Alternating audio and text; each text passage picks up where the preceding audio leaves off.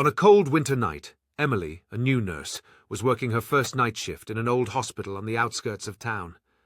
The hospital was infamous for its mysterious history, and staff often told eerie stories about strange events during the night.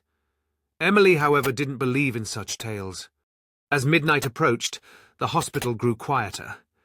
The only sounds were the hum of monitoring machines and the echo of Emily's footsteps in the dimly lit corridors. While checking the patients' rooms, she noticed a side hallway she hadn't seen before. Emily felt an unsettling presence, as if someone was watching her. Driven by a mix of curiosity and unease, she decided to investigate. She pushed the door open and stepped into the hallway. The air was noticeably colder, and a heavy scent, a mix of mildew and old medical supplies, hung in the air. The rooms along the hallway were abandoned, but at the far end, one door was slightly open, with a faint light glowing from within. She approached the room cautiously, her heart pounding. Inside, she found a table covered with old medical files and x-rays. One file was open, bearing the photo of a nurse named Laura. The file detailed how Laura had been treating a patient who claimed to see invisible entities before the nurse mysteriously disappeared years ago. As Emily skimmed the files, she heard soft footsteps echoing from the hallway she had just come through.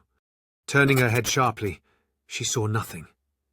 Trying to calm her nerves, she told herself it was her imagination. Then, the lights in the hallway went out, leaving the faint glow from the room as her only source of light. Her unease turned to fear.